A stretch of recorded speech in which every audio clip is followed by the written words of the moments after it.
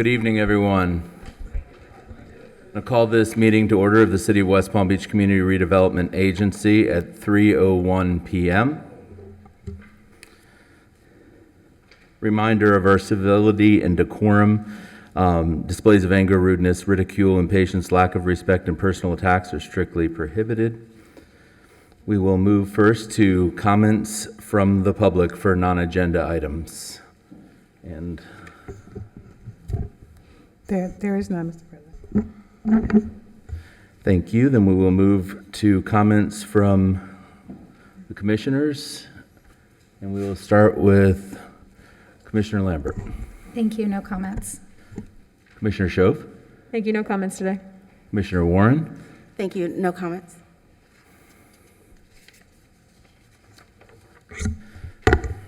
Mr. Ruger, are there any additions, deletions, or reorganization of the agenda? No, Mr. Chair. Thank you. Then we will move on to item 6 on the agenda, the consent calendar. Looks like we have 2 items on consent. Do we have any cards or comment cards in the portal? Commissioners comfortable with the consent calendar? Don't want to remove anything? Perfect. Then I will entertain a motion. I just had a question. Commissioner Lambert. Thank you. Just a comment really on 6.1, and I'll make this in the companion item in the commission meeting as well, but just would like a, of course, pending this approval, would like an update on this project, maybe at a commission work session forthcoming. Thank you. Any other questions or comments? Commissioner Warren. Yes, I would like to know about the community benefits agreement associated with item 6.1.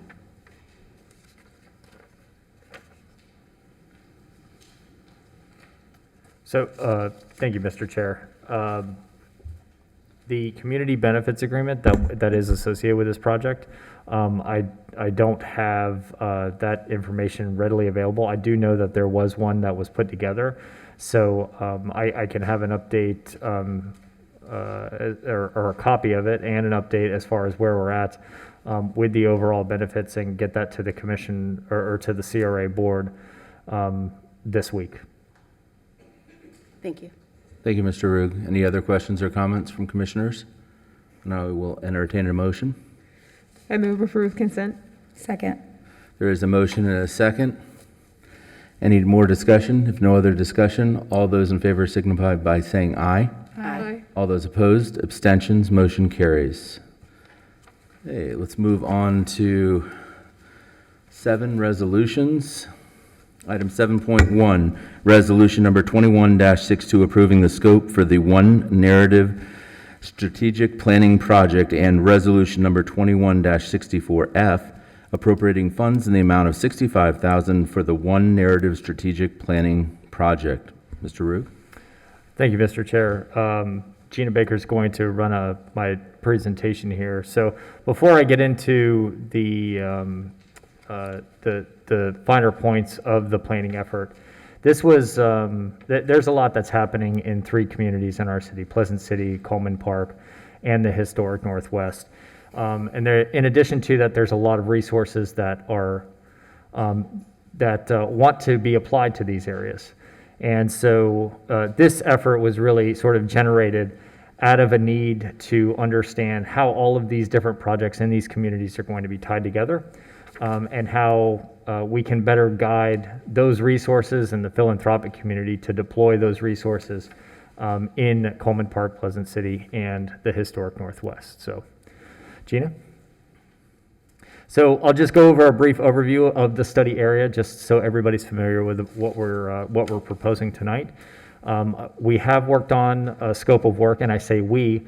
That's a collective of myself, some folks from the philanthropic community, folks from the West Palm Beach Center for Arts and Technology, as well as representatives from the historic neighborhood, namely Roosevelt Historic High School. And then we have developed a budget and a schedule that we're also going to have you consider tonight, and then happy to take any questions about this project. So looking at the study area, this is the historic Northwest, Coleman Park, and the Pleasant City area. So if we draw out the roads that go through this area, just to get reference, Banyan to the right side of the screen, this is looking east, 25th on the left side, which is the north end, US 1 running across. The top is the eastern road. And then you have Coleman Park, Pleasant City right next to it, just bifurcated by the railroad, and then just to the south is the historic Northwest. These three squares represent the proposed study area that the one narrative strategic plan would look at. Within these three areas, these three neighborhoods, which are all sort of viewed as one neighborhood, in my experience in being with the CRA, there's a variety of assets and things that are important to the community. And what has been requested is really just how are all of these things connected? We have so many great projects and so many initiatives and things that are places that are important to the community. There really is this desire of how these are collectively looked at in a holistic manner. And that's essentially the purpose of this study. Next. So when we looked at the scope of work, we looked at namely, we want to do an assessment of the past studies. There's been a lot of work that has been done over these three communities over the last 20, 30 years. And so we're going to look at what's occurred in those studies, what has been completed, and then also develop some strategic recommendations. And that includes looking at who we're going to talk to, the different types of groups of people involved, the assets that are in these neighborhoods, and then also getting into the data to understand what's happening from a quantitative perspective. Next. And also in the scope of work, there's specific selection criteria and qualifications that we're looking for as it relates to the firm that will conduct these. So this is just an idea on the left side of the different things that we will essentially be assessing when looking for the firm. And then we're going to ask those firms to describe what their experiences are with services in strategic planning, all the way down to how well do they actually know these communities, so that we get the right information and the right study at the end of the day. Next. So the overall project budget, we've estimated to be about $65,000, and that would include their fee, any travel and expenses that they would need, and then also anticipating that this will require a robust community outreach effort, planning some dollars associated with there. And it's important to note that this budget, when I looked at what was approved this past September, that in both CRA areas, we have this other category that really can apply dollars throughout the different CRA districts. And so the proposal is that we essentially take the fee half from the Pleasant City Northwood CRA budget and then half from the downtown city center budget, although the downtown city center budget would pick up about $1,000 more just because it's a larger fund, and split the cost between the two CRAs in order to fund the holistic planning effort. And that would come out of a professional services line item that had enough money to cover both of those costs, just to give you the full picture on where the budget was developed and the different line items that we'll be pulling from.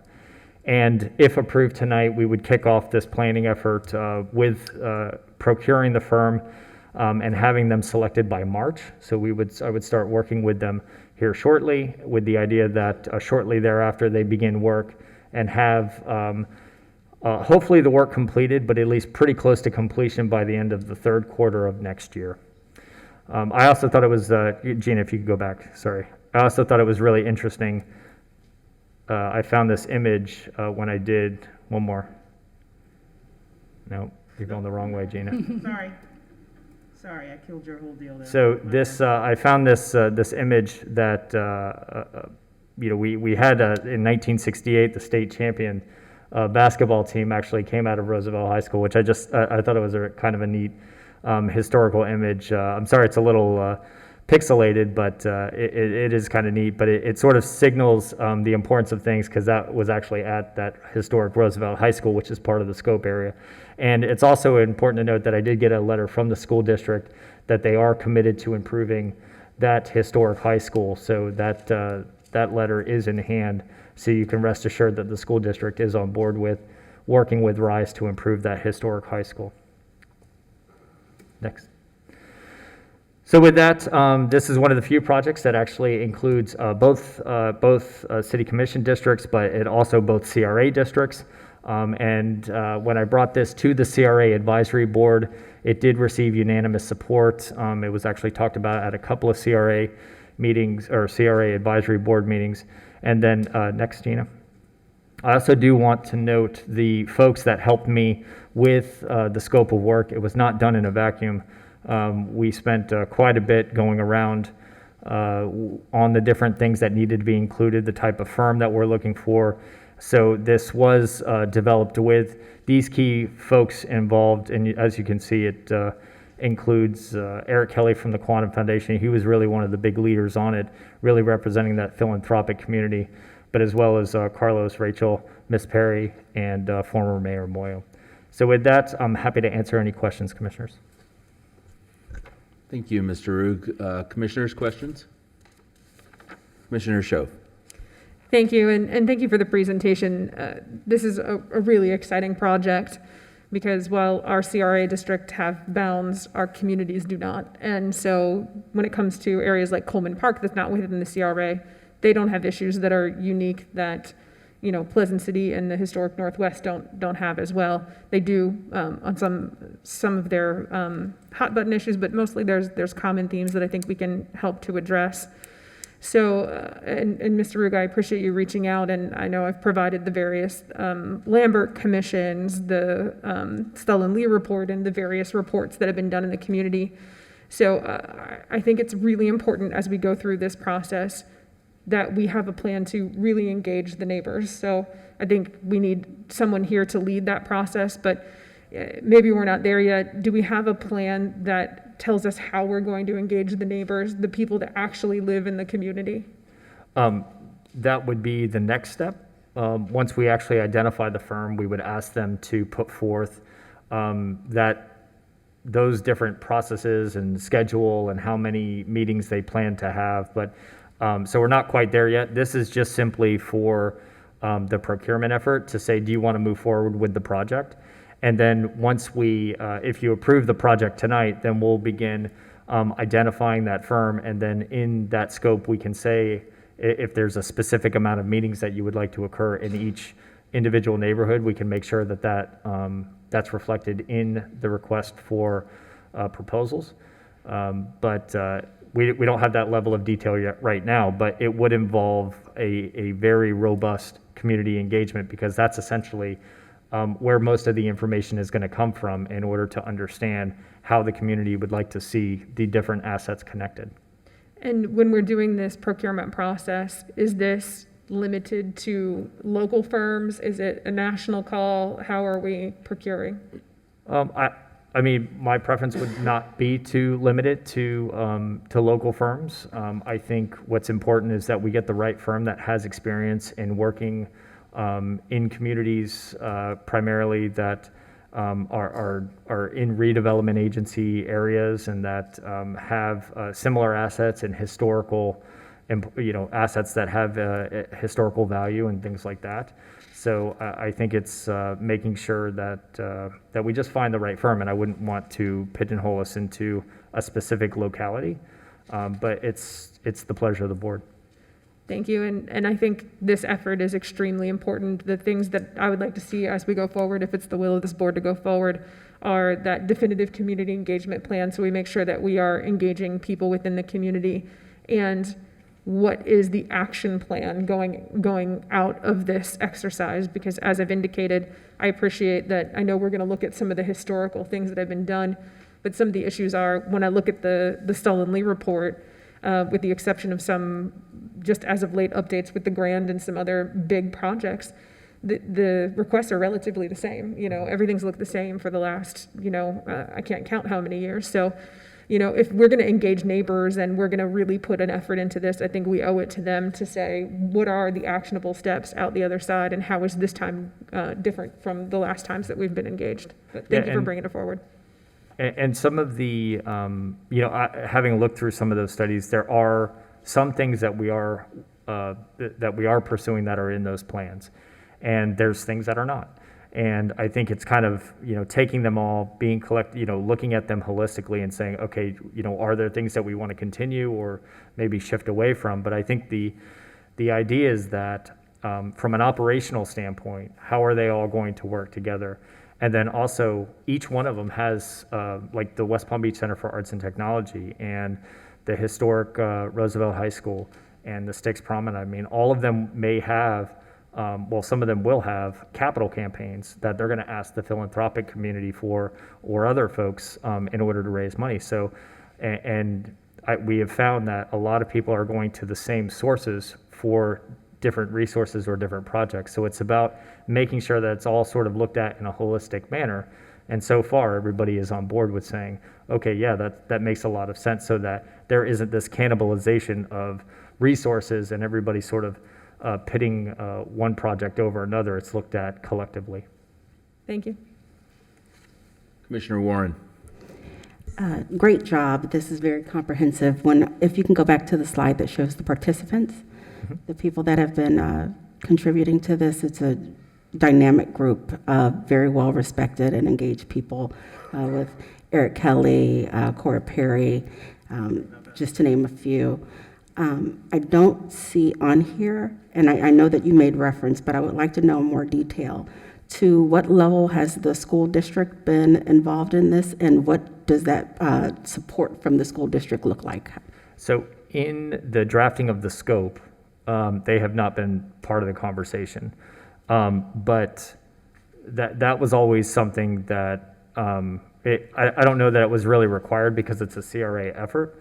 The one thing that I think everybody, including the mayor, even though he's not here, had requested was that a commitment from that they will participate with us when we are ready to kick off the actual planning. And that was namely through understanding how what their plans are with Roosevelt High School. And knowing now that they are committed to the improvement and the change and the modernization of the Roosevelt Historic High School and that preservation and activating that in coordination with RISE, they will be, I feel confident that they will be a participant in this planning effort, and they will be included as part of the outreach and planning process. Mm-hmm. Commissioner Lambert. Thank you. Thank you, Mr. Rugg. I am grateful to see this come forward because I know many times we're talking about projects in each of these different areas. We're often talking about making sure that there is connection between these communities, these neighborhoods, these streets. One of the things that you did as Economic Development Director that I always appreciated was whenever you were presenting a new idea, a new project, you always tied it back to the Economic Development Plan. Mm-hmm. And so I look forward to that continued practice here with the CRA, because I do think that we can, take a lot of great time and great information and community input, but it's only as valuable as it is when it's implemented and followed up upon. And so I don't know if this was in the scope. Oftentimes you create the strategic plan and then it's handed to the organization to implement, but I would like to make sure that in these discussions we're also talking about what are our safety nets, what are our strategies for helping make sure that these things get implemented, get followed up on, or discussed as we move forward. Thank you.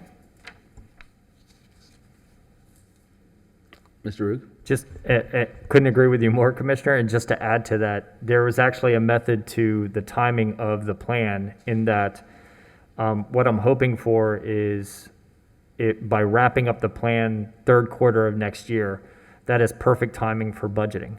And then what we can do is, my guess is that there will be action items coming out of it that we can then build into the budget for the next fiscal year, and hopefully hit the ground running shortly thereafter with exactly what you're talking about. So we go right into execution right after planning.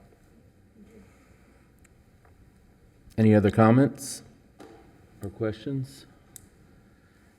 Okay, then it doesn't appear that we have any comment cards from the public on this matter. So if we don't have any more discussion, I will entertain a motion. Mr. President, I move to approve resolution number 21-62 and resolution number 21-64F. There's a motion. Is there a second? Second. There's a motion and a second. Any more discussion? If no more discussion, all those in favor signify by saying aye. Aye. All those opposed, abstentions, motion carries unanimously. Thank you. Move on to item 7.2, resolution number 21-63, approving the revised concept plan for the tent site development by Coen Brothers Realty Corporation, LLC. Mr. Ruge? Thank you, Commissioners. I know there has been quite a bit of discussion, and we have Mr. Seymour with us. Brian, hey, Brian. As well as I see Rick and Anna's from our planning department here with us today. But today is, per a letter that was sent out, is a review of the revised concept plan. You want to just go to the next slide, Gina? Thank you. So I'm just going to go over a very brief overview to give you a snapshot of how we got to this point. We do have a ground lease, and in the ground lease there are specific elements that are included in that conceptual review. So I'll just talk a little bit about those as well. And then without getting into too much of the weeds or stealing Brian's thunder, I'll allow him to bring back the revised concept plan for the West Palm Point project to go over some of the details of what has changed with it, and then ultimately questions and discussions from you all and the direction of how you would like to move forward with this project. Gina? So just so everybody is clear on where the tent site is located, between Dixie Highway, Quadro Boulevard, Lake Avenue, and Okeechobee Boulevard is essentially the tent site relies right in the middle, and it's surrounded by a variety of other assets. The main ones, Woodlawn Cemetery, which is just to the south because we're looking east. You have Rosemary Square to the northwest. The Community Foundation, which is kind of a nice little gem. And then, of course, Palm Beach Atlantic University up to the southeast of the parcel. So right smack dab in the middle of all of this is the tent site. And it is quite a popular site when it comes to just development opportunity. So you can see it's all in between all of these very important assets. Next. So as and these timelines are not, this just gives you sort of the CRAs, the things that are applicable to the CRA. There's obviously a lot of other things that have occurred during this time frame. But April 21st of 2020, we did sign the ground lease, and that set in motion a series of steps that Brian and Charles then began moving and having to meet, mainly dealing with concept plan and then also a series of other things. I did receive the images of the revised project, the revised concept on October 5th, and between that time and October 18th, it was determined that those were material changes that needed to come back for this board for review and consideration. And that brings us to today to look at the revised concept plan. Next. So as I mentioned earlier, in the ground lease for the tent site, it specifies very clearly in there what's included in the concept plan review. So these are a variety of different elements that need to be considered when we look at the revised drawings and consideration, namely on the parking garage. And these are, while you're looking at and considering it, these are the different areas where you can adjust, modify, or give some direction on to Brian and Mr. Coen as it relates to the project. So with that, I will turn it over to Mr. Seymour. Mr. Seymour.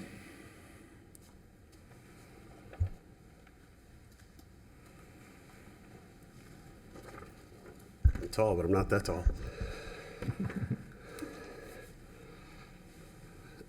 For the record, Brian Seymour on behalf of Coen Brothers Realty Corporation of Florida, the lessee.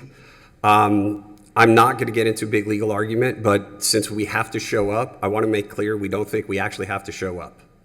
We're here because y'all sent the letter. We do not agree that these are material changes. I've had conversations with Ms. Rosenberg. We'd rather work this out. We don't want to fight about this. So we're here. We're going to try to work through this, and I do want to talk about what we're here for. So I'm going to talk a little bit about some of the benefits for the city. I'm going to talk a little bit about some of the lease history and the approval process so that we can talk about how we got here. As Chris mentioned, the lease was entered into in April of 2020, which was over a year and a half ago now, after a selection process where you all heard from other folks other than Mr. Coen, based on his history, based on what he's done, based on the iconic work that he has produced throughout this country, you all chose him. As part of that lease, you also, as I've said, included a requirement that Pelley Clark Pelley Architects be the architect of record for this project, the design architect for this project. And they are the design architect for this project. Everything you see and have seen is the architect that you all chose as part of this process, along with Mr. Coen having been chosen as well. So we're here after decades, really, right? This site has been vacant I've been here for 25 years. There's been stops and starts. I saw that the most recent use 2 weekends ago was for people doing donuts on the site in the middle of the night. I don't know if y'all saw that on Engage. It's literally one of the only 2 reasons I'm on Facebook is I go watch Engage. It's always a fascinating thing. So that's the most recent use of the site. But after you've selected Mr. Coen, you entered into that lease, and there were some serious commitments that Mr. Coen made to the city. This is not someone who's coming and saying, give me. This is someone who's saying, partner with me, who work with me, and he's provided a significant number of benefits to the city. So these numbers are right from the lease on percentages based on a rough $100 million cost of construction. And it's actually probably more than that, particularly with the revisions that have been made. But I'm not great at math, so I used 100 as a basis for this. But some of those commitments that he made to this city that we want to make sure happen here are over $5 million that would go to minority and women businesses. We'd have over $10 million of local workforce, $5 million to disabled veterans, and $15 million to small businesses. Those are all directly from the lease. Those are commitments he made in writing. They're not asking, it's not, hey, promises will be made later. He put it in writing, he put his name on it, and he put it into this contract. There's also a lot of benefit ultimately to this city from this site, in addition to just the property taxes. I think you've got a little over 2.2 millage rate. So with $100 million of improvements, that certainly would be well over $2 million in taxes, as well as $1 million approximately in rental payments, not to mention hundreds of millions of dollars in ultimate economic impact throughout the city. And I mention that in part because, as I'm going to talk about in a second, I was at a meeting last week with the Downtown Neighborhood Association, and someone asked me about that. They said, well, what's the impact to this city? And so I wanted to make sure that we all remember what some of the impact to the city is, and again, the commitments that Mr. Coen has made in writing in this contract. So as Chris mentioned, we presented the concept plan in August of 2020. That was unanimously approved. There were questions, nothing that said go back and restructure, rechange, do something completely different. And I went back and actually looked at the transcript. We pulled the video and looked at it and said, what was discussed? And were we told to go back and revision this entire garage? And we were not. There was one comment about it looking like a garage. The Commissioner Shove has been consistent about that throughout.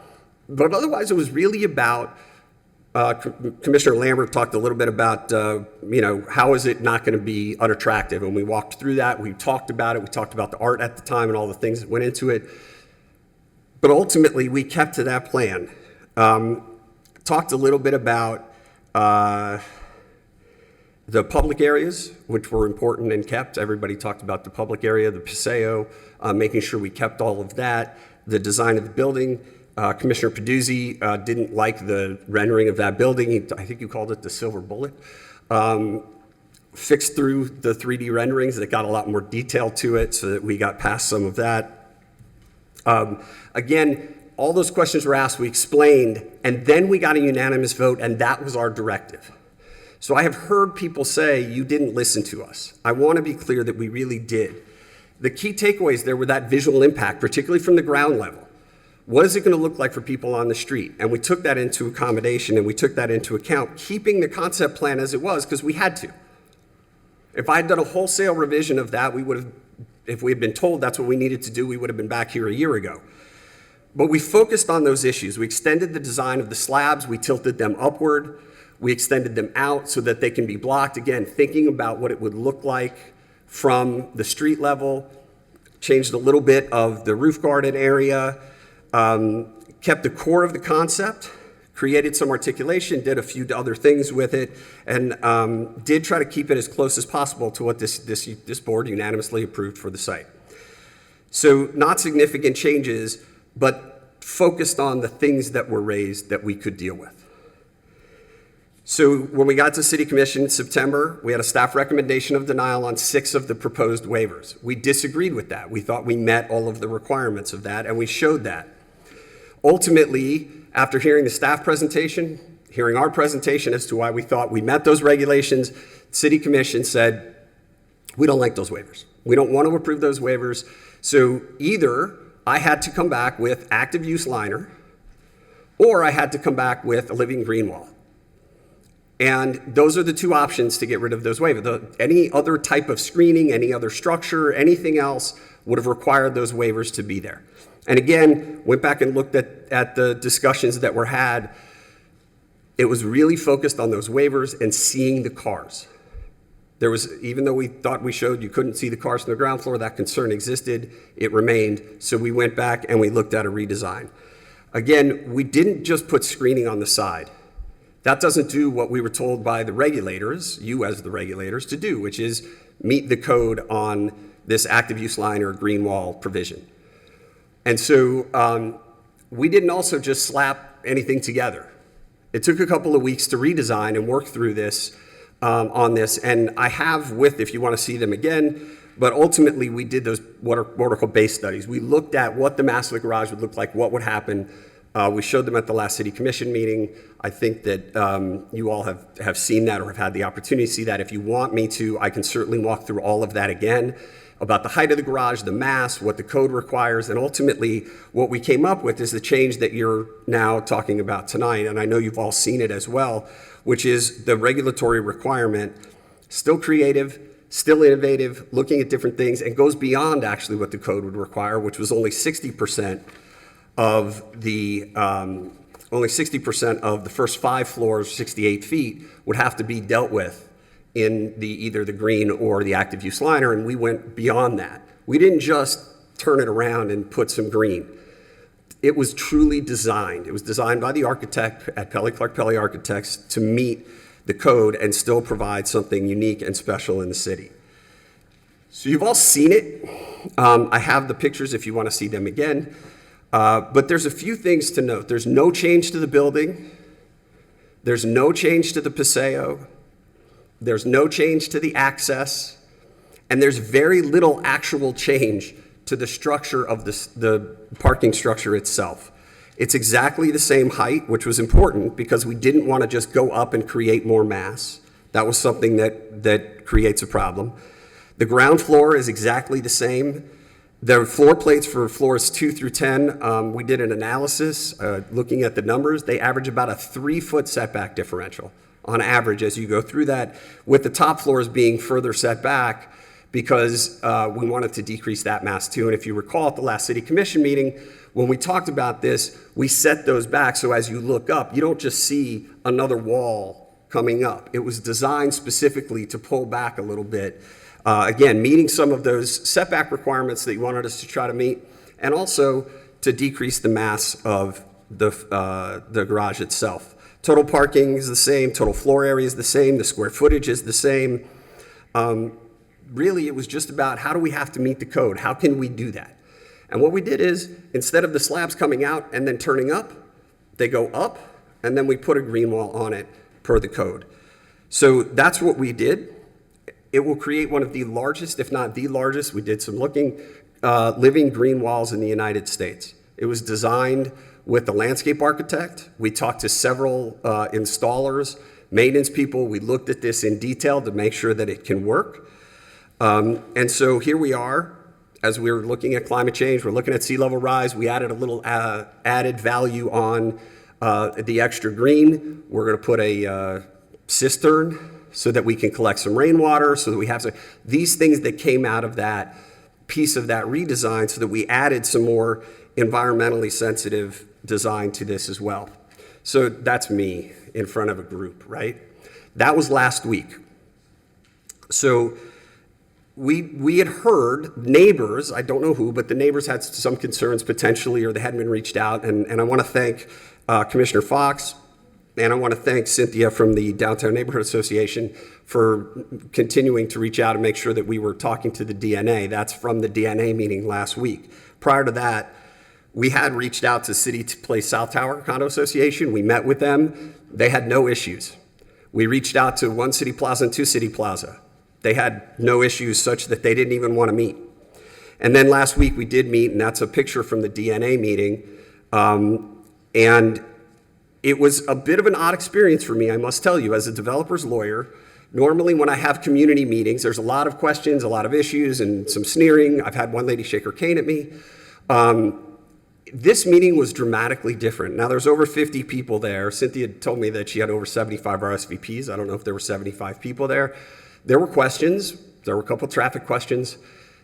Nobody had an issue with the look of the garage, the building, or anything else. And what happened at the end of that was a little bit jarring for me, to be completely frank, is that we got a round of applause.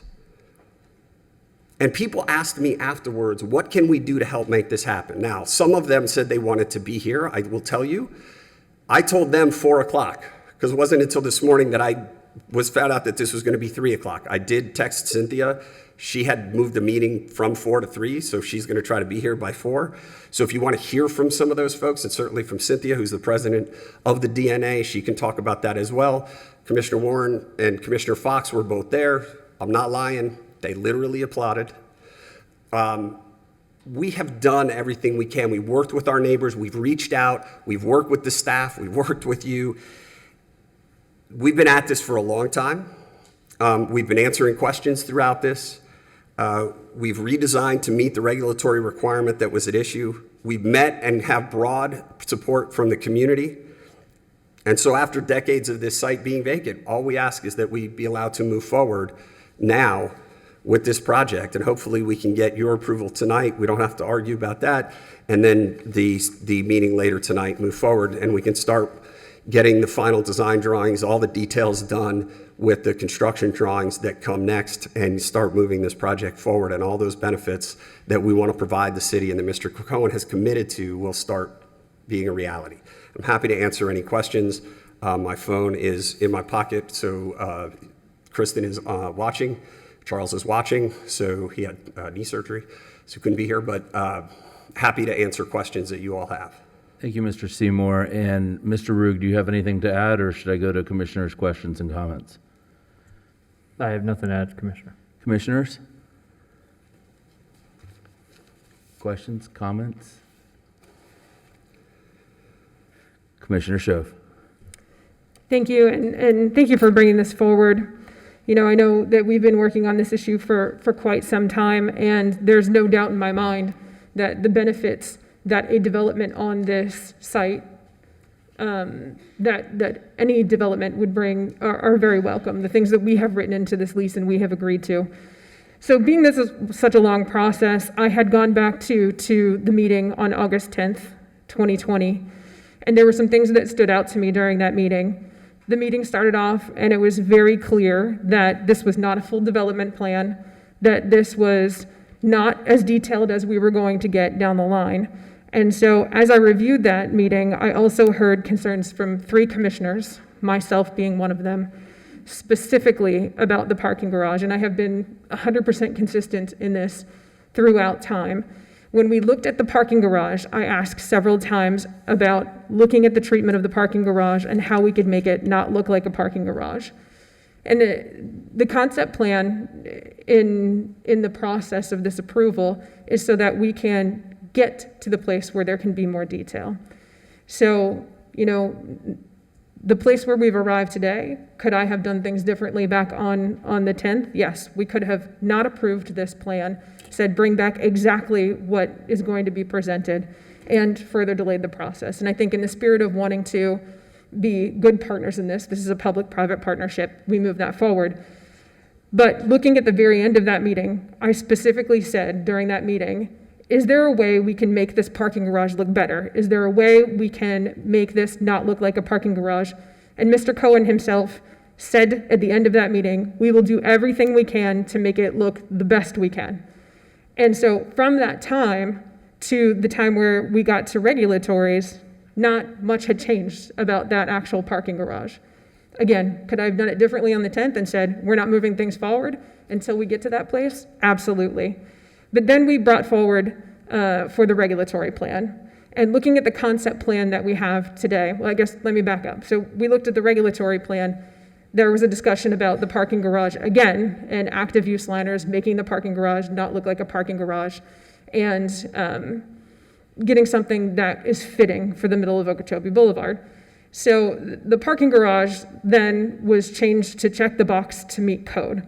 And there were significant changes, as Mr. Rugg had his slide up on the things that we're considering for the concept plan. The facade treatment was changed, the landscaping is changed, and it changes the entire narrative. So as far as material changes to the plan, I would argue there's been some very significant material changes to the plan, but not one that I, as the property owner, feel like are in the spirit of what that first discussion had been. So, I'm 1/6 of this dais. And so looking at where we were in the discussion to where we are today, I don't feel like it was in the spirit of working together in that partnership that we're trying to get to today. So I understand, Commissioner, and you may recall as well that my response to you was, you can't make a garage not look like a garage. And when Mr. Coen said we're going to do everything we can to make it look as good as we can, he did do that, and we did do that.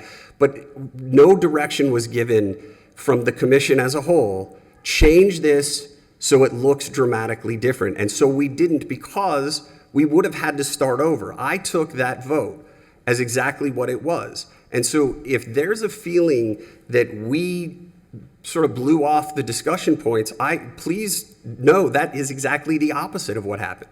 We tried to get there, and yes, when we got the more detail, and we changed it, right? The slab changed, we did some things to try to hide things, changed the art a little bit in the way it would have to get painted on, some things, and it didn't get there enough for the regulation.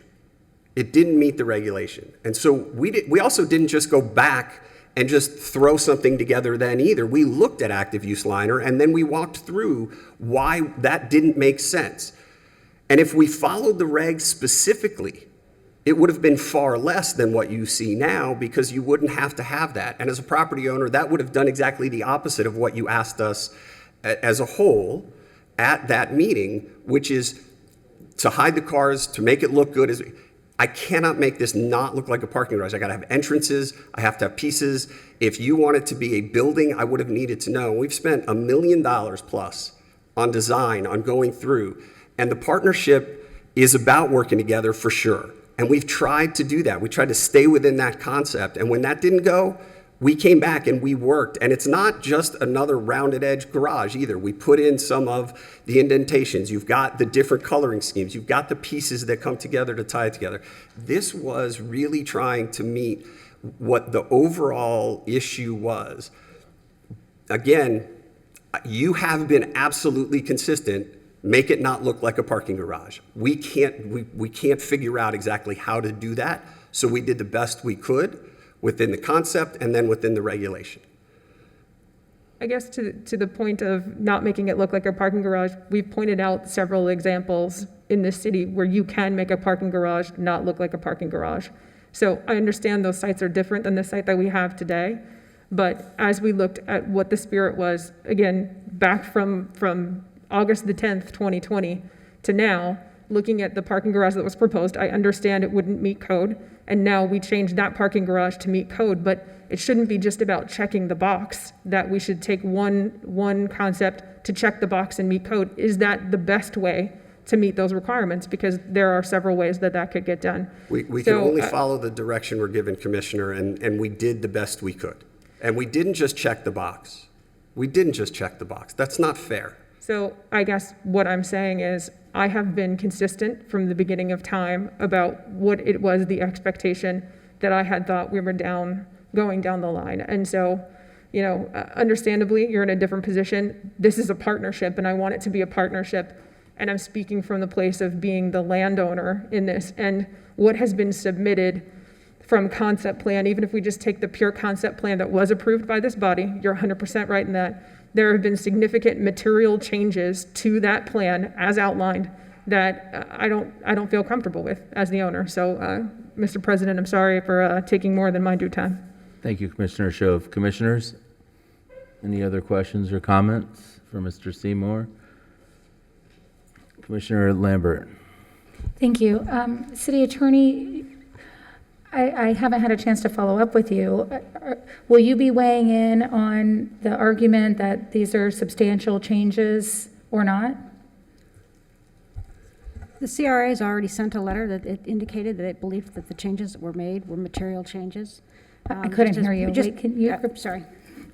The CRA has already sent a letter saying that it believed that the changes were material changes that required the applicant or the Coen team to come back and bring it to the CRA board. Brian has indicated to you that he disagrees. That's where we are with that. But we are here.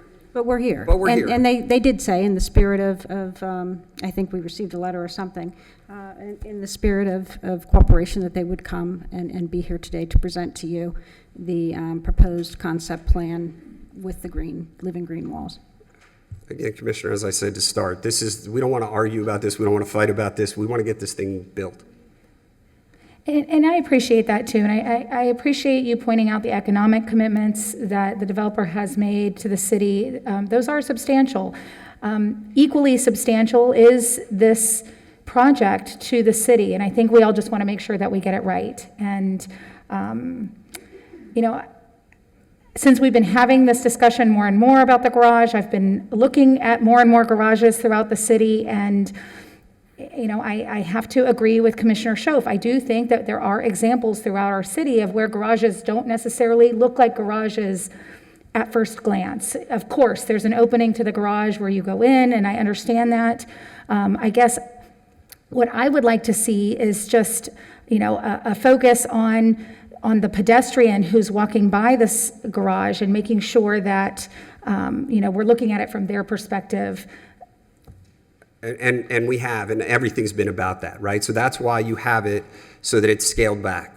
That's why you have the green going all the way up. That's why you have the design with the what are planar brakes, right? The garage brakes, it doesn't just go flat out. It was all part of that concept, which is what we showed to the neighbors in the neighborhood, all of whom appreciated that.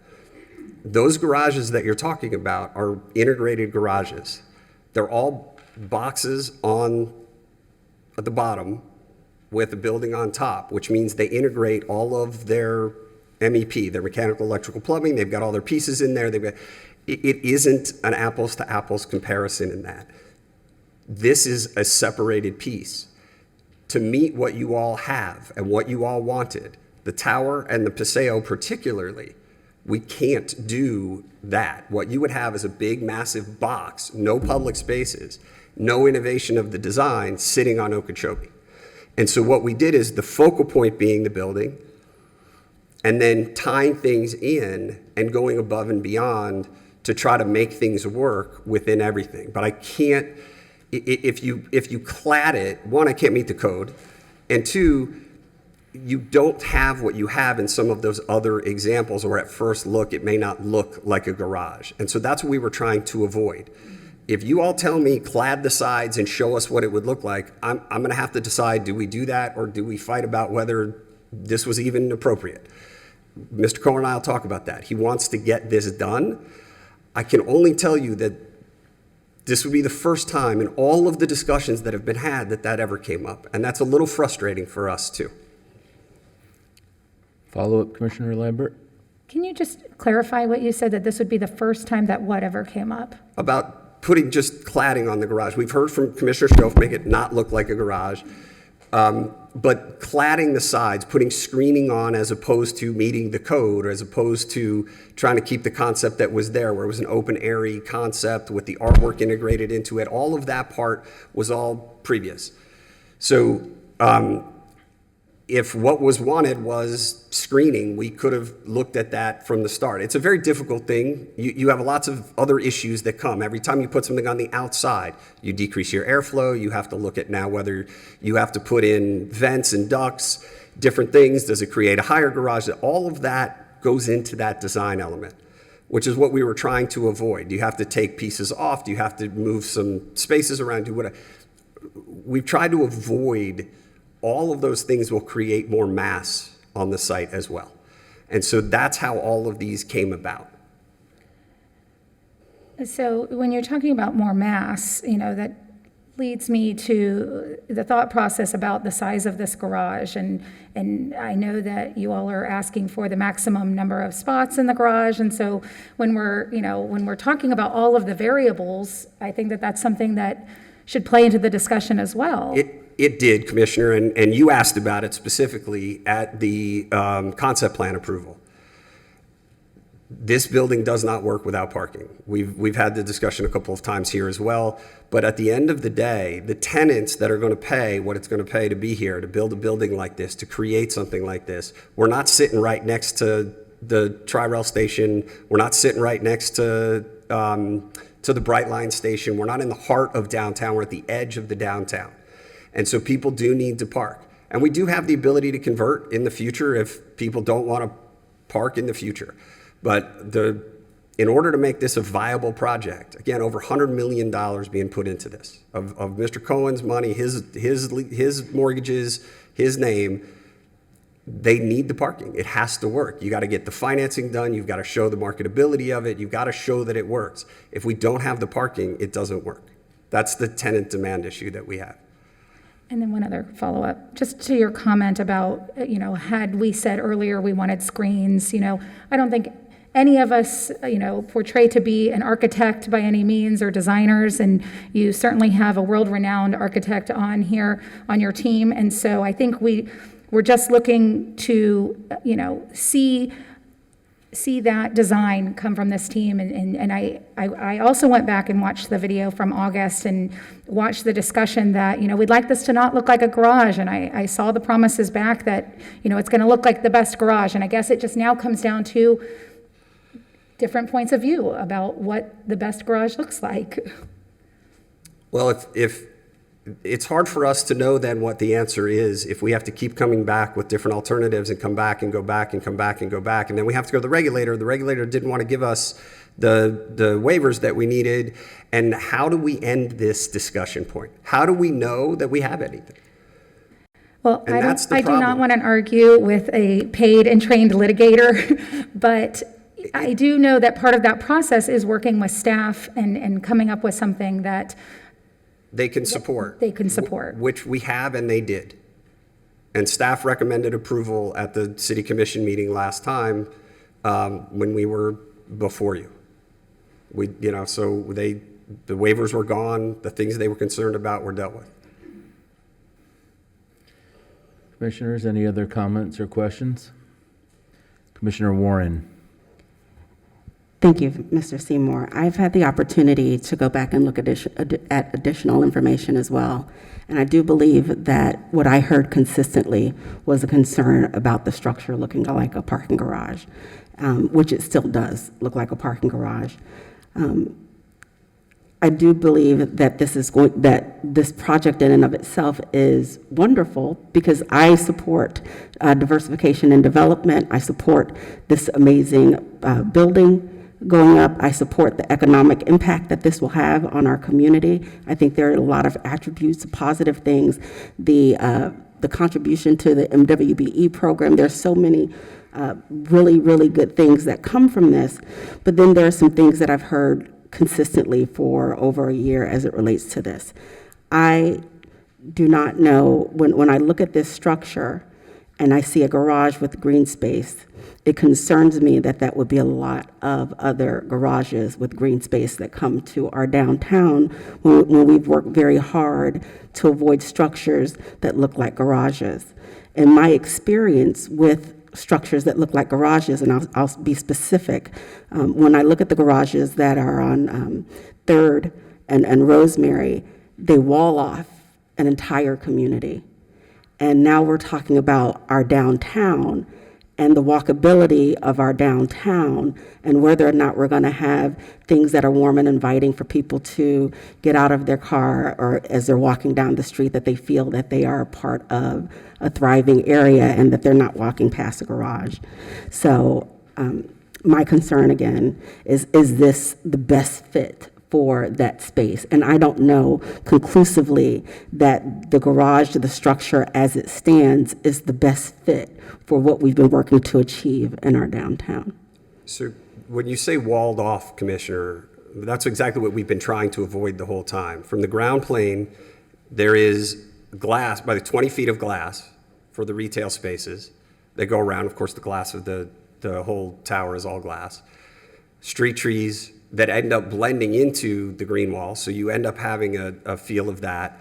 And so we're trying not to wall off. I mean, the idea of making it not look like a garage to look like more of a building would be more of a wall. So I'm not sure what I should try to look at if you're not okay with what we have. It's just, and this is the problem I'm trying to get. If you're going to say no to this and we're going to try to redesign, I need to know a little bit of what we're going to do. Frankly, I got to tell you, after everything we've been through, and literally one commissioner, has said make it not look like a garage. The rest were concept, but not that specific.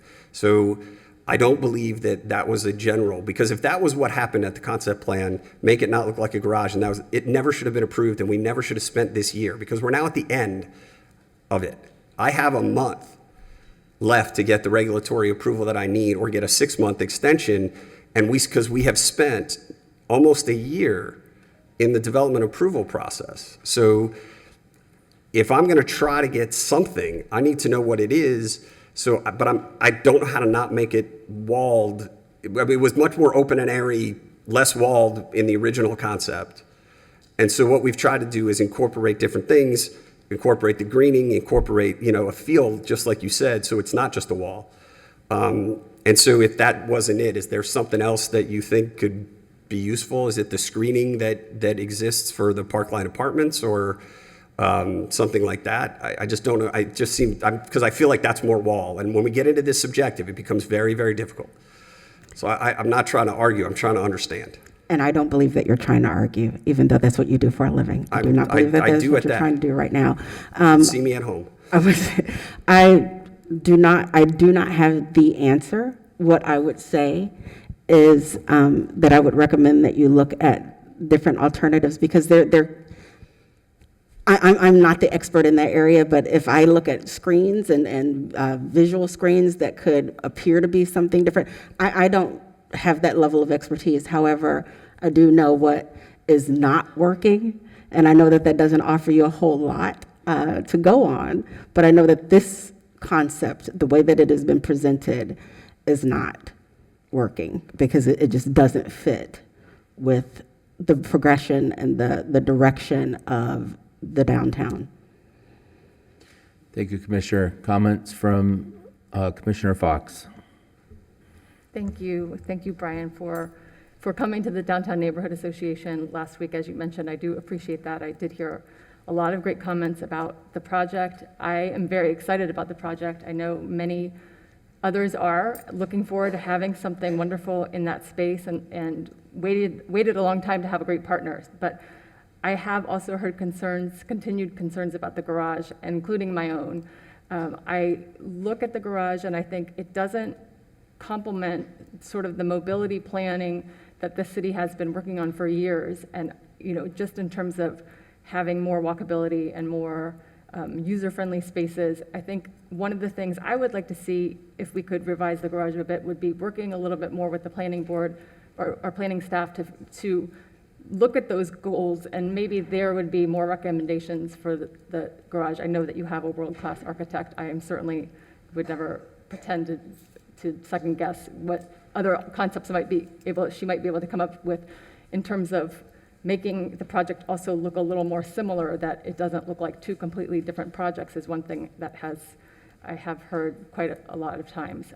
Just that the building and the garage look like they don't necessarily belong together. So I am very grateful that you all are continuing to work with us, and I hope that we can continue to do so and be good partners to you as well. But I think that we should look at working, making sure that the garage a little bit different, making it a little bit more usable as well. I love the idea that you have the valet on the second floor, for example, because it takes the traffic off of the street, and I think that was such a thoughtful design, as well as the Uber stations.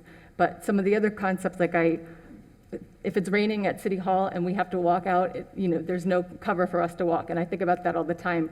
Do people that are renting this high-end Class A office space want to walk from the garage when it's raining 50% of the time and there's no cover?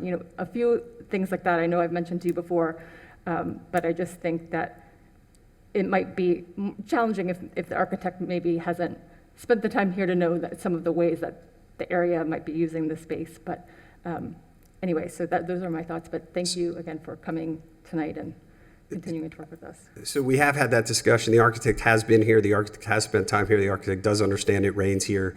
And as we've discussed, there is cover. I've got a builder, a developer who's done this in iconic buildings around the country, who fits his environment, who works with his environment. He understands what his tenants' wants and needs are. The public space is a critical part of this, and it's been designed very specifically and very carefully. The mobility is very consistent, and as I presented at the City Commission meeting, we've utilized almost every single TDM in the code. We have over 300 bike parking spaces, including in secured videoed rooms, so that they're actually secured, so that people don't just come by and steal a seat, which I think happened to Mr. Rugg once. We've got micro-mobility opportunities that we've talked about. We have double-wide sidewalks. We have street trees.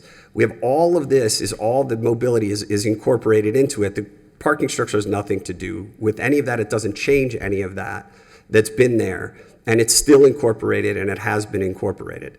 I would be curious who it is you're talking to, because the only objector that I've heard about this is Mr. Morrison, who is across the street, who wants to build his own building and says we should all have to follow the rules. That was his direct quote, which we're doing. And so I'm curious, I'd like to talk to those folks about if they're the ones telling you don't approve this, or they have problems with it. I'd like to know who they are so I can talk to them and make sure, because none of them have talked to us. And we went to the DNA, and 50 plus people showed up, and they all liked it. They weren't concerned about the neighborhood look. They felt like it fit. They worked it. They were excited about it, and they wanted it to move forward. So if you can give me those names, I would like to talk to those folks. Follow up, Commissioner Fox? I'll just say that, Mr. Seymour, I concur with the sentiments here of my colleagues. I like the tower. I really like the tower. I just can't wrap my head around the parking garage, but I'm not so sure that I'd ever like any parking garage that looks like a parking garage. Now, when it comes to the organic living, material that's going to be on the outside, I have a further concern with, we're a state that gets hurricanes. We occasionally get freezes. What's that gonna look like, after a storm, after a freeze, with that sheer amount of organic material? You have a small amount, you have a wall, I understand that can be replaced and fairly quickly after a storm. But that's just a further concern of mine with that sheer amount of organic material on the side of the building. I understand, Commissioner. I can only tell you, we've talked to numerous people. There will be full-time maintenance staff. We know that if there's an issue, that it will have to be replaced. There's going to be a maintenance plan. It's all part of the requirements of everything that we're going to have to do. So it'll be there. I mean, I don't know what else to say about it. I mean, we have experts, and that's what they do, and that's what they've told us. This will work in Florida. Here's where we are. So, you know, you can't make particularly a standalone parking structure not look like something of what it is. And so if what you want us to do is look at screening it, and you know, we're already increasing the cost, but if, you know, what we really don't want to do, unless you tell us we're fine with a 12 or 14 story structure, then we don't want to keep going up to make this work either. So if you know, I would like to understand at the very least, you know, the mass of the building that is designed there, right? The number of floors, the fact that we step it back, is that something that's useful? And then we can work on some of the screening to see if those screenings can work. Again, assuming that at the end of the day, that it will get past the regulation that we won't meet, that we were told to meet. I want to understand, y'all understand, if we do what we're talking about here, we cannot meet the regulation. Thank you. Any further comments, Commissioner Shove? Thank you very much. And Mr. Seymour, to your point of not meeting the regulation, and I think Commissioner Lambert touched upon this, none of us here on this dais are licensed architects. We might not be using the right language of screening or ground floor, you know, active wrap uses. What I hear consistently is, back to my first point, we're looking for a parking garage that doesn't look like a parking garage. I know you don't like that feedback. I don't have the professional skill level to say, here's what it should look like. If you do this, it will work. And I know that's a frustrating place to be, but you know, taking and saying, do something like screening, I can't tell you to go do that, and then you bring it back and it doesn't meet code. It won't. We've been through this exercise, but what I hear is a consistent sentiment, and it's a question of architecture, of what will the architecture look like to make it look like it belongs at the end of the day. I can only tell you, the world-class architect who's done this now twice works through this as best she can, and she has been very clear, and she said it here. I think she said it on at the concept plan. You can't make it not look like a garage. So it's really about making it look less like a garage in some way, and that's what we've been trying to do. Take the eye away from something else. We tried the art, that didn't work. We're trying to use the green so that we can meet the code. Take the eye away from the building. It softens it up. The green exists. It ties into everything else that was there. That's what the architect, that's what she does, and that's how she did it, right? She spent weeks with different ideas, different concepts, working through different things. So is it something we could do? But I'm not, and I want to be very clear in case anyone ever reads this or anyone ever watches this, for you to ever think we said we'll make it not look like a garage, because we've said consistently we don't think that's possible. We could try to diminish some of the things, we could try to change some things, but at the end of the day, it isn't an integrated structure and building, right? We can't keep the building, the paseo, and the structure and keep it all together. And to do it in an integrated piece would mean, particularly with a 25-story height, you would have a massive wall on Okeechobee, right? So we've been trying to keep the themes there, to keep things open, to keep them from being a little bit different. And the architect has worked really hard on that. So if she could come up with some sort of a screening concept, we'll look at that. I can tell you, unless you say we're okay with 14 stories or 13 stories on the garage, because that's what the active use would require. And then we'd have to figure out what else to do. At least then that's something. But we're really trying to keep the garage the height it is and not go higher. I have a follow-up, if I may, Mr. President. Commissioner Shove. And Mr. Seymour, I've said several times here, I am Kelly Shove, not Pelly Clark, who clearly is a world-class architect. But every Pelly Clark building I have looked at, I have not seen a parking garage. So it says to me that it can be done. Maybe it's the photo angle, maybe there's a lot of things, but it could be done There aren't somewhere. garages. They're underground in some of them, or they don't design, they don't do a ton of garages. So most, like when you're in the downtown areas like in San Francisco or Chicago, you don't have the same garage concepts. You certainly can go underground where you don't have the water tables that we have. So you're not seeing them because they're not there. So it is not the same thing. You also have the buildings that they design. If I could go to 50 stories, I could probably do a podium. In fact, the first concept we had was to do a podium and then go thinner up to the top. But you can't do that. We're capped at 25 stories in your comp plan, so we had to design within that as well. So I just want to be careful that when you look at that stuff, the apples to apples exist. And that's why you're not seeing them. It's not because they can design better. It's because they don't exist there.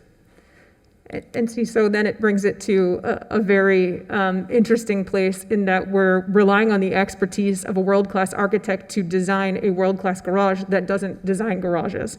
So now that runs into that issue, but that's a design issue that we could argue all day long.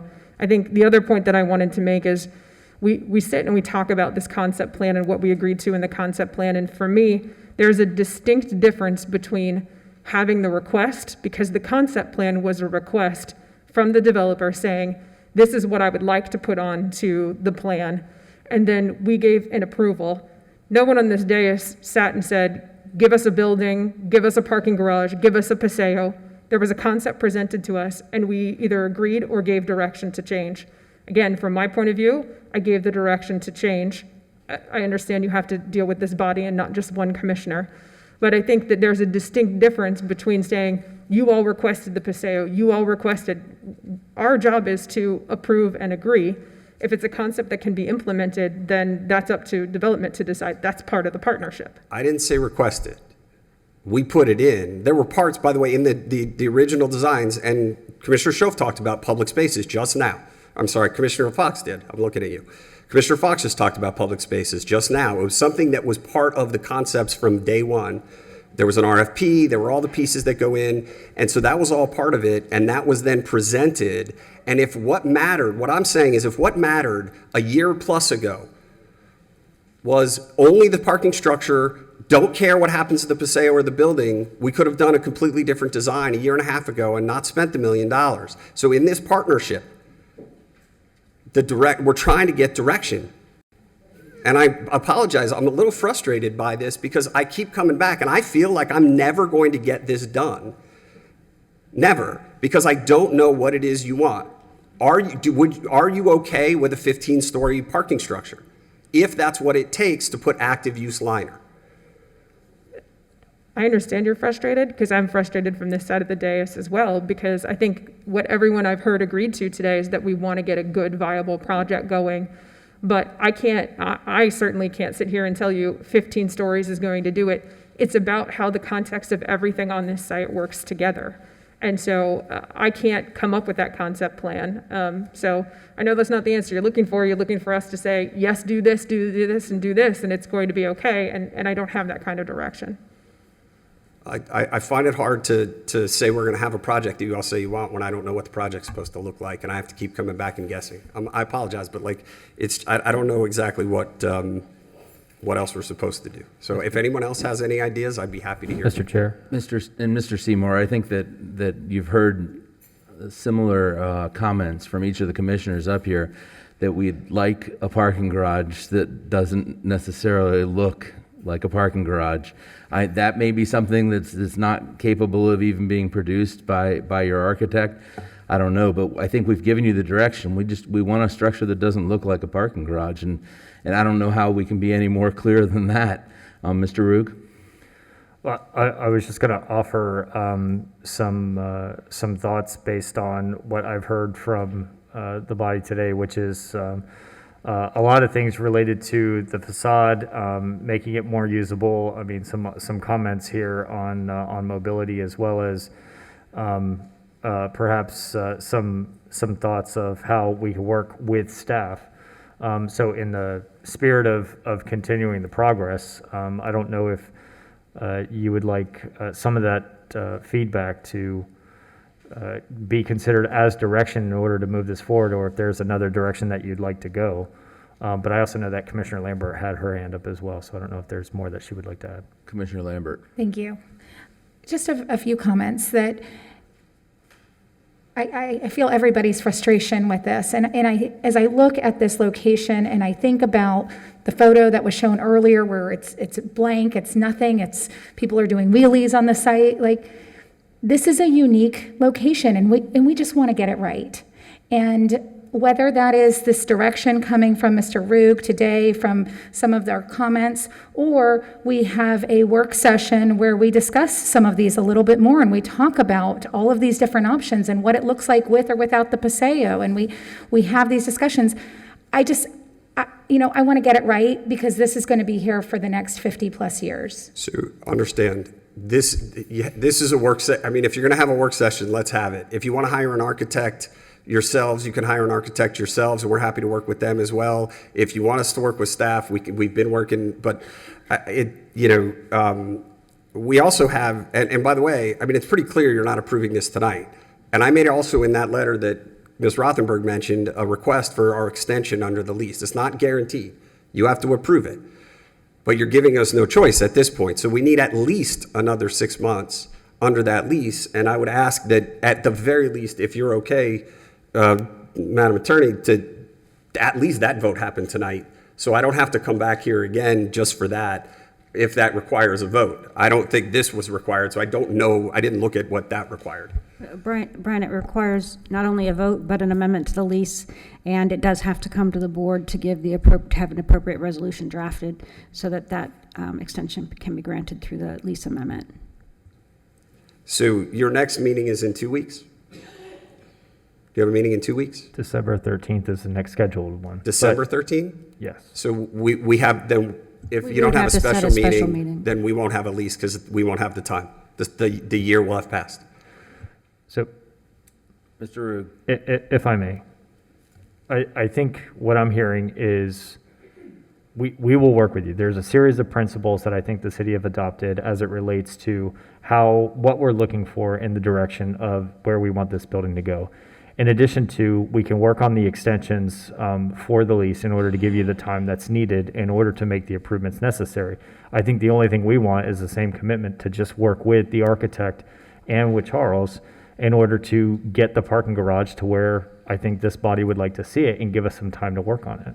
So Mr. Coen has worked and worked and worked, and he's continued to work. He's committed to trying to make this work if we know what it is we need to do. So what I will promise is we will sit down with you, with Anna Maria and Rick, and I assume Nancy or Kimberly, because I'm not allowed to talk to anybody because this is now a lease issue. The Florida bar rules. I'm big on ethics. So we will do that. We will do that as quickly as possible. We will have to zoom in Kristen and Charles. I don't know what that comes to because I still am not quite sure what happens. I mean, we're talking about mobility, and there's a ton of mobility. So what else? I mean, I don't, so we'll work as best we can with, to try to make something happen so we don't have to end up frankly, in a lawsuit.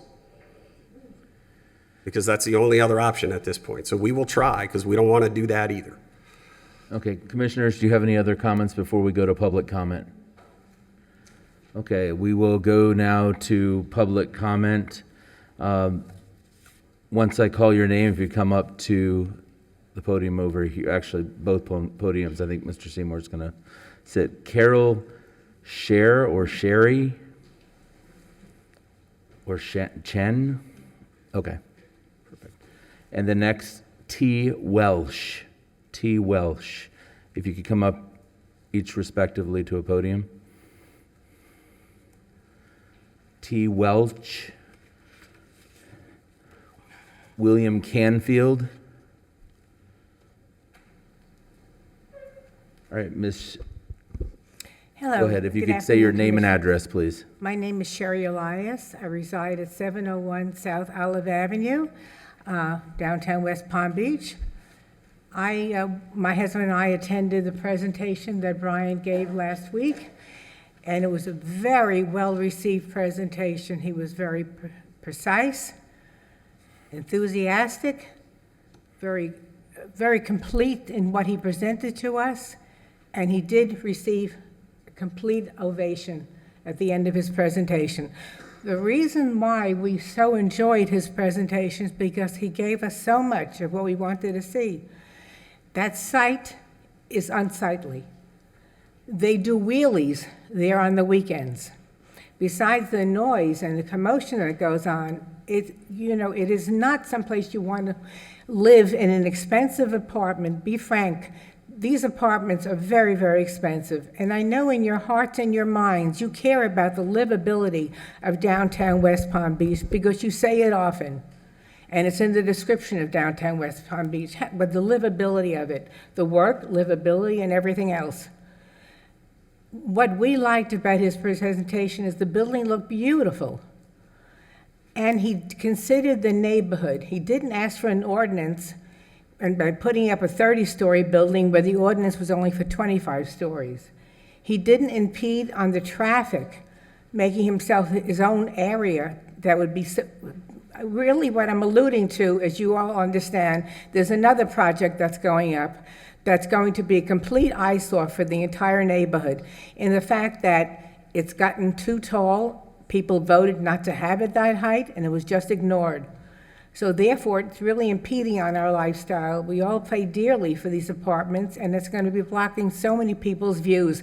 And that was a big, big mistake on your all part, and something that we are very hurt about. Because we moved here after all that happened, and we heard the people really wrote letters and complained, 4,000, 5,000 signatures, and you just ignored it. We hope that this time you will not ignore a presentation of a building that is aesthetically pleasing. We think it's beautiful. We hope, and apparently he cares about the livability, and he cares about the neighbors and how it looks in our neighborhood. You know best as far as the garage. I can certainly bow to all that. And I know you care about our city and how it looks, because many of you probably live downtown. I mean, all of downtown West Palm is beautiful. All of West Palm is beautiful. But we can only speak for what we all need. We need something put there. And as soon as you can get it there, we would greatly appreciate it, because it is quite unsightly and it's dangerous with the youngsters, with the bikes and everything else. And plus it brings traffic of trucks and they leave debris, and it never really looks very clean. And that means a lot to us. So Thank please you, ma'am. consider working with him and giving us a Thank you, beautiful ma'am. building in our neighborhood. Thank you so ma'am. much.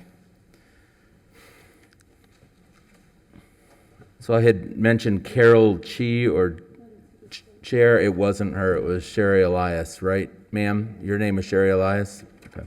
So I'm going to read Carol's comment into the record. I support the Coen Brothers development on the tent site. William Canfield. Okay, Mr. Canfield supports. Christopher Arlotta. Yes, sir. Thank you. Approach the podium. Is it okay if I take this off? Sure. Thank you. Hi, Christopher Arlotta, 600 South Dixie Highway. Actually, I was the guy who mentioned the economic impact at the meeting. And so my original comments were going to be, I really hope that you guys consider that when these massive structures and all the economic impact that comes to the town and the money, I really hope that you guys consider returning some of it to the people that sent it there.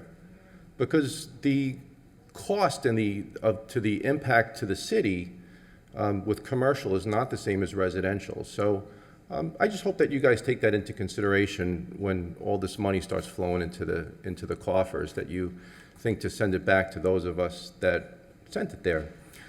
The second thing, and I have to tell you, I'm a little, taken aback when I hear things from elected representatives of the people that you guys own that property, that it's 1/6 yours. I have to tell you, that sounds pretty arrogant.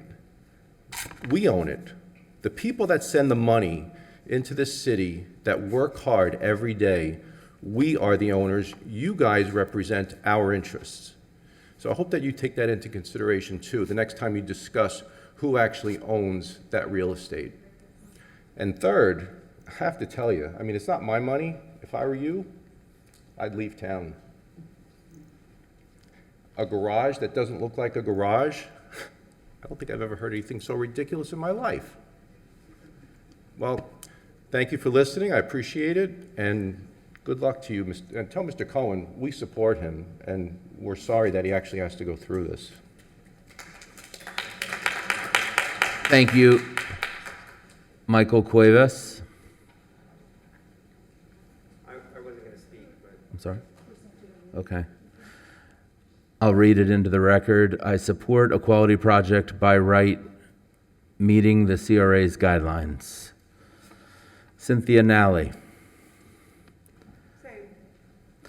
I support Coen has fulfilled all requirements and produced a quality project. Time is money. T. Welsh.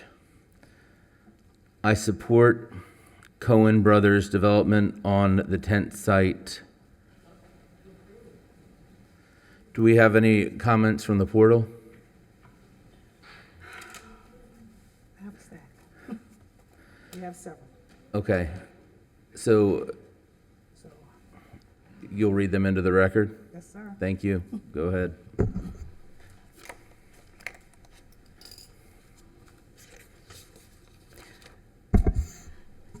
Excuse me one moment. Mr. President, since there is such a large stack there, if they are similar, could we instruct that she read their name and maybe?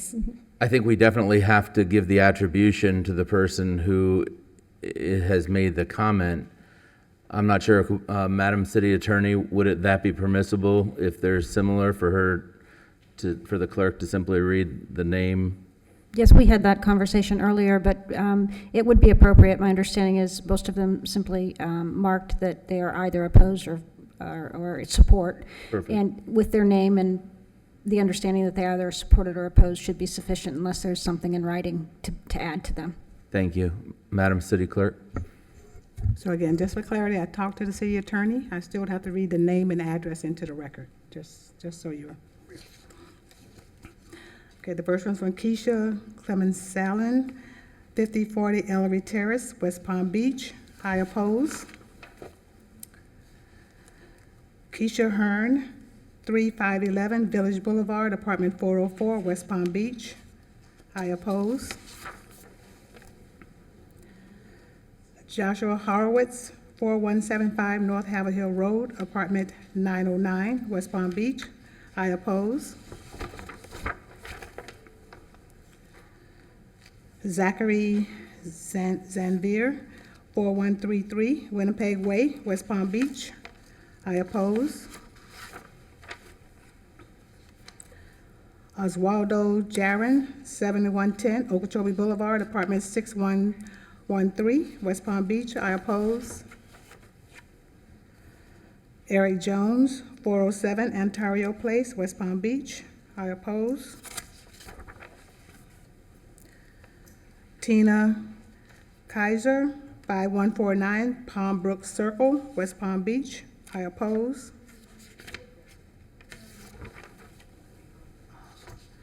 Amber Ledbury, 3121 Village Boulevard, Apartment 107, West Palm Beach. I oppose.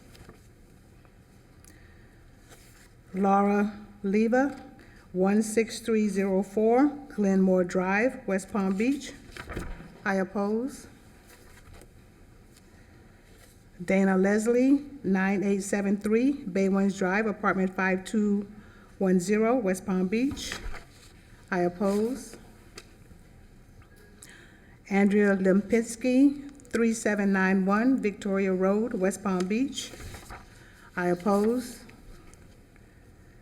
Mary Lutis, 2796 Livingston Lane, West Palm Beach. I oppose. Kevin Magnaflores, 2600 North Military Trail, Apartment 1206, West Palm Beach. I oppose. Eligio, I'm killing this name, Marquevry, 6648 Duval Avenue, West Palm Beach. I oppose. Keisha Manscott, 8975 Okeechobee Boulevard, Apartment 204, West Palm Beach. I oppose. Matthew McKegney, 1441 Brandywine Road, apartment 800, West Palm Beach. I oppose. Thomas Menzel, 2460 Victoria Point, West Palm Beach. I oppose. Dan Matrovic, 4110 Bear Lakes Court, apartment 306, West Palm Beach. I oppose. Andrea Molinari, 4427 Lake Lucerne Circle, West Palm Beach. I oppose. Bruce Moody, 1310 Bear Island Drive, West Palm Beach. I oppose. Annette Mascarella, 2211 Vero Beach Lane, West Palm Beach. I oppose. Marty Nicely, 7925 9 River Road, West Palm Beach. I oppose. Roland Phillips, 2880 North Bight, B-I-G-H-T, West Palm Beach. I oppose.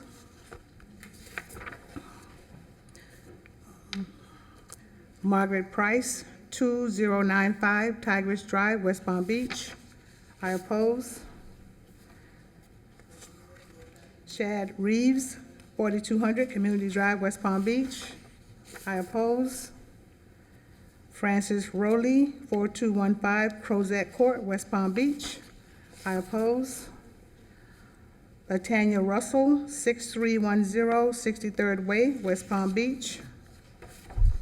I oppose. Nicholas Samios, 3133 Kingston Court, Unit 5A, West Palm Beach. I oppose. Mark Scott, 5141 Willow Pond Road West, West Palm Beach. I oppose.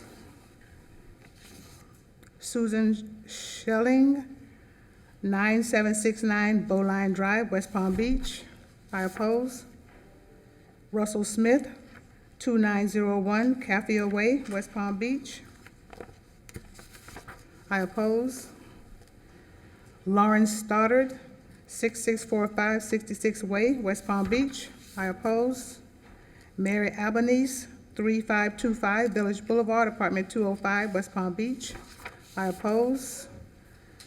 Arlene Cheese Nelson, 3790 North Jog Road, apartment 103, West Palm Beach. I oppose. Harvey Kaspari, 9066 Bay Harbor Circle, West Palm Beach. I oppose. Alexandre, 4242 Lake Tahoe Circle, West Palm Beach. I oppose. Lashana Carter, 4250 Bear Lakes Court, apartment 303, West Palm Beach. I oppose. Angelo Achenor, 3800 North Jog Road, apartment 101, West Palm Beach. I oppose. Jacqueline Carr, 2101 Ware Drive, West Palm Beach. I oppose. Kai Anderson Cloud, 4342 Lake Tahoe Circle, West Palm Beach. I oppose. Michelle Antico, 1014 Green Pine Boulevard, apartment C1, West Palm Beach. I oppose. Catherine Carey, 1967 Brandywine Road, apartment 203, West Palm Beach. I oppose. Violet Baptiste, 136 Rowley Drive, West Palm Beach. I oppose. Enid Caballero Garcia, 505 Spencer Drive, apartment 301, West Palm Beach. I oppose. Edgar Belmonte Silvera, 870 Blue Ridge Circle, number 870, West Palm Beach. I oppose. Francis Block, 3380 Commodore Court, West Palm Beach. I oppose. Margaret Butler, 587 Green Springs Place, West Palm Beach. I oppose. Tracy Bargano, 3511 Village Boulevard, apartment 103, West Palm Beach. I oppose.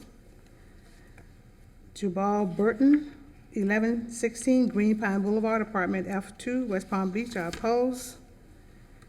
Eleanor Braitman, 9126 Bay Point Circle, Lot 40, West Palm Beach. I oppose. Kenneth Bricks, 7630 Red River Road, West Palm Beach. I oppose.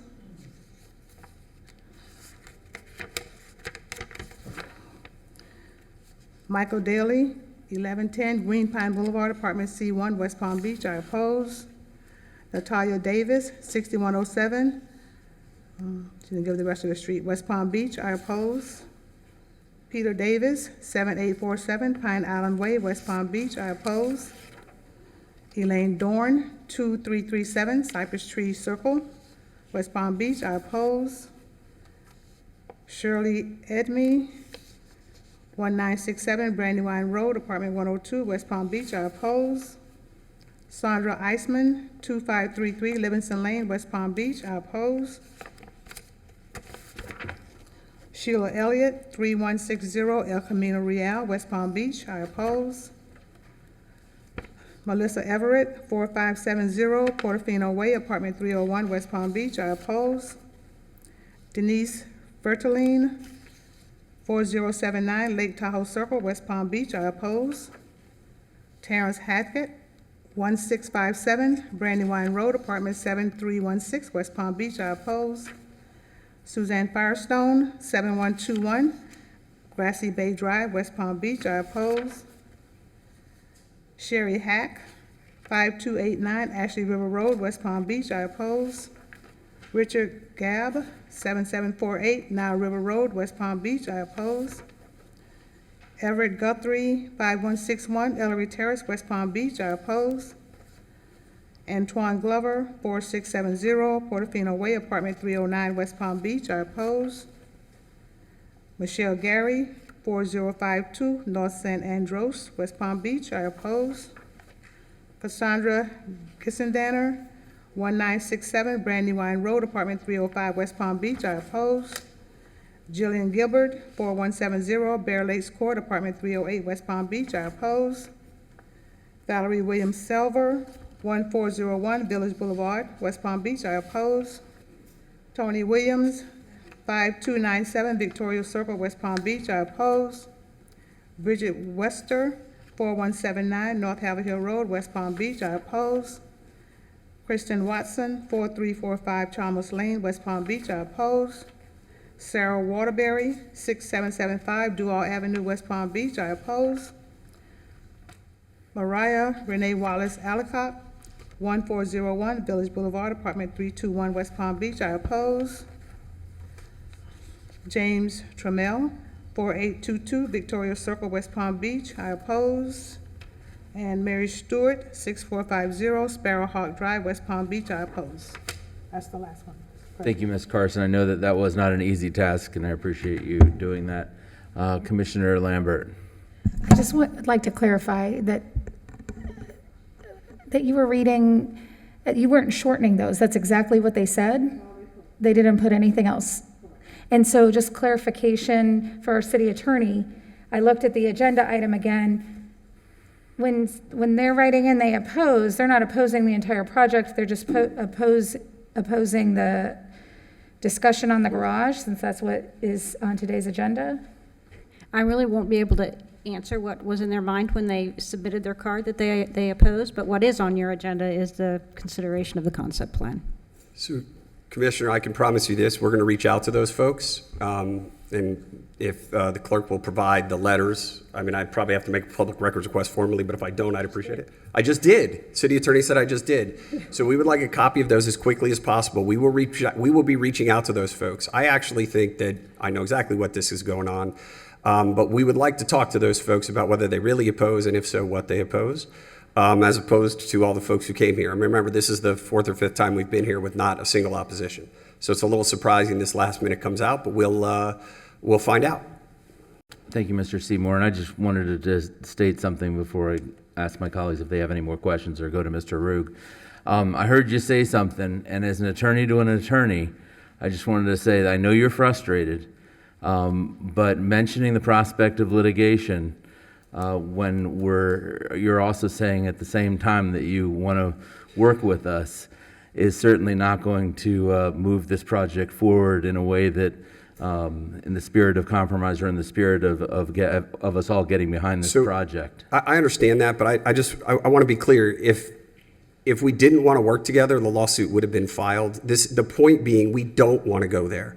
What I'm saying is, if I have to, I don't know how to answer the question of what it should look like, and I'm worried we're going to not be able to truly do that. Now, we're going to try, because we don't, that the only other option is to fight, and we don't want to fight. And that's why we showed up tonight in the first place. So I wasn't doing it in the sense of a threat as much as just trying to explain to you, we really want to try to do this.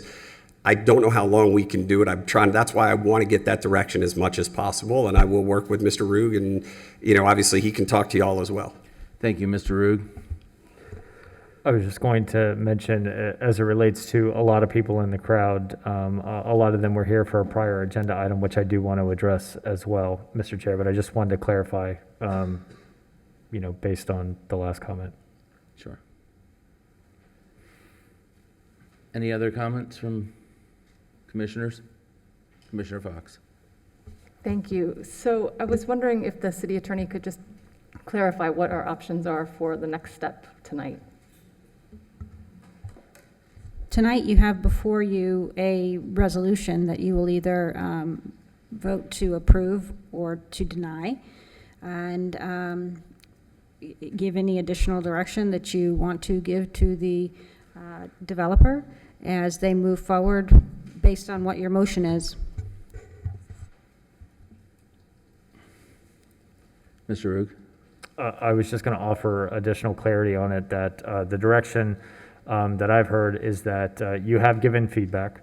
I think we also have a lot of other documents in the city that rely on a variety of principles that when working with Mr. Coen and his team, city staff, along with CRA staff, can work on refining the project, and namely the parking garage, to bring back a concept plan in a very short amount of time that this board can consider that's more in line with, I think, the direction that you've given today. Okay, Madam City Attorney, do we need to proceed with a vote on the substantive issue? And if we do, what would that result in if it was a down vote?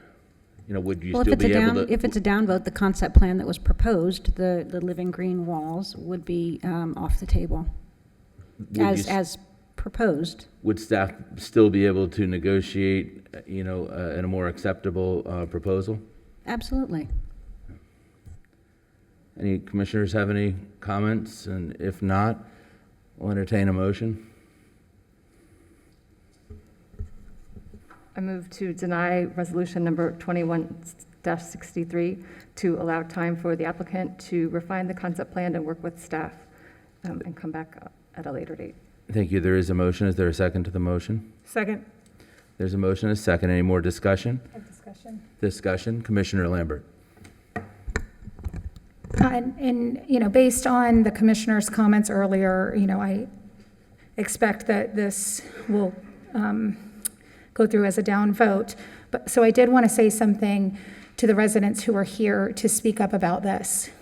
We most definitely want to have something developed here, and discussion about the building itself was not had at all, because I think we're all in agreement that that is beautiful, and it is something what we'd like to see here. And to the comment of the woman who said she cares about the livability of West Palm Beach, I can guarantee you I do, as well as I know my colleagues do as well, and that's what we'd like to get to with the garage. And so just thank you all so much for coming, and I am hopeful that we can work together so that we don't have to start over, that we can find some way to create this wonderful public-private partnership. Thank you. Thank you, Commissioner. Any other discussion? There's no additional discussion. We'll go to a vote. All those in favor signify by saying aye. Aye. Aye. All those opposed, abstentions, motion carries unanimously. And I think we have reached the conclusion of the agenda. Mr. Rugg, do you have anything additional? So I did want to make a mention that we have several folks here from the neighborhood relative to item 7.1, the One Narrative Strategic Plan, and I do want to at least acknowledge them, and I don't know if any of them had maybe filed cards to make some comments, but I think they were out in here in solidarity to support. I know my colleague here, Eric Kelly, is also in the audience. Eric, do you mind just coming up to the podium for a quick, if that's okay, Mr. Chair? That's okay, but we're not going to entertain a number of comments. So if there's one person that you would like to make a comment, because we're running out of time with Understood. this meeting. And there were no cards put in. Okay, wonderful. Well, I know Mr. Kelly is here. He was part of the team, as I acknowledged, that helped put together that scope. So I think it's just acknowledging him and a lot of members from the community, including folks from the Roosevelt High School Alumni Association that are here in support of the One Narrative project. So Eric, if, as the chair said, just maybe real brief comments. Yeah, go ahead if you'd like to keep your comments brief, please. Would it be okay if everyone who came to support just stand for a moment? That's just stand fine. for a moment. And, well, they're coming out.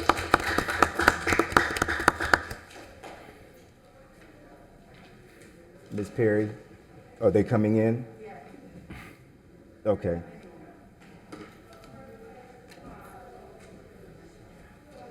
There was a mix-up in the time. They thought it was going to be at 4 o'clock, so everyone came for the 4 o'clock. If we could just simply do this, Mr. Chair, for those of you who are here now that we are here and you know that that it passed, could we just say thank you on 3? 1, 2, 3? And those are our comments. Thank you. Thank you. And Commissioner Schoaf. Thank you, Mr. President, and I just wanted to give a special shout out. I see some very familiar faces in the audience. Mr. Holland, who's the Pleasant City Neighborhood Association president, Miss Kathy Gardner, Miss Nellie Cooper, the presidents of the Coleman Park Neighborhood Association, Miss Annie Ruth Nelson back there, Roosevelt Estates, Craig Glover from RISE, and a lot of really great partners that are involved in this project. So excited. You'll have to rewind and see the conversation on this, but I think it's going to be a really great thing. So happy to have you all as partners in this project. Thank you. Thank you, Commissioner Schoaf. Any other comments from commissioners? Okay, then without objection, we'll move to adjourn this meeting at 4:47 p.m. and we will reconvene at 5 p.m. as the City Commission.